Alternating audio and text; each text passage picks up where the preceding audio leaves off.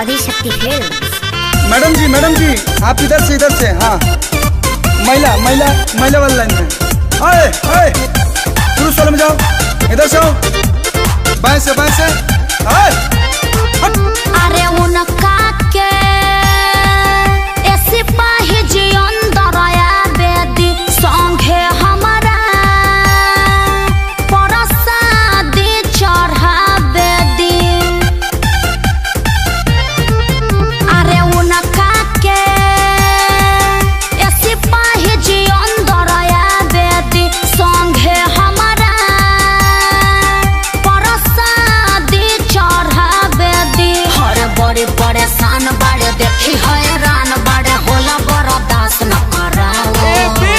हम भी उधर आए, पुलिस अंकल आने नहीं दे रहा है। भागो यहाँ से। ढेर बोल बनू तो मारा बीटा वाले कपड़ा उड़ी जाए। अरे ढेर जानी बना तू या पाना के दाऊद हो, महिला के लाइन में पुरुष नटलाउड हो। ढेर जानी बना तू या पाना के दाऊद हो, महिला के लाइन में पुरुष नटलाउड हो।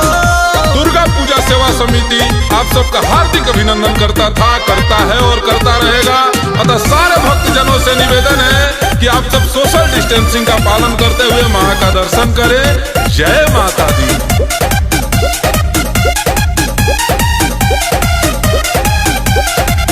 भखले बानी भारा उनका संग ही नरियर फोरे के देखी हो देखाड़ बाड़े 5 बजे भोरे से। सिपाही जी रहम करी। कमिटी के नियम कैसे तुरिए मैडम जी, जदियो ने फनी है तो थुरी है साइन के भरदम जी। मुँह लटकैले बाड़े रोआ के गिरैले बाड़े देखी होने मारा तारे राउड। बेबी अब हम फान रहे हैं। बात से नीचे उतरो नहीं तो धसोर देंगे, गिर जाओ। तंग करबा तो छोलवा के रास्ता फेंक देम देहिया पर। ढेर जानी बना तू या पाना के दाऊद हो, महिला के लाइन में। अरे ढेर जानी बना तू या पाना के दाऊद हो, महिला के लाइन में पुरुष नटलाउड हो। अब पिचकिया अरे रिटायर करैबा काहे प्यास।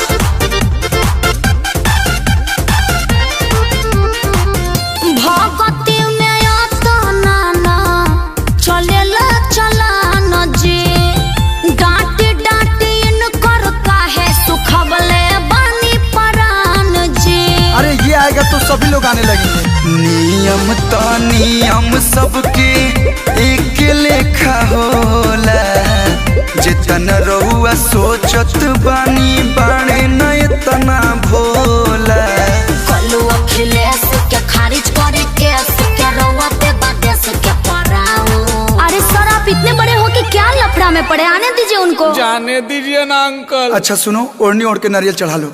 ओके तेड़ी आई बा मार देबे ढेला। ढेर जानी बना तू या पाना के दाऊद हो, महिला के लाइन में पुरुष नटलाउड हो।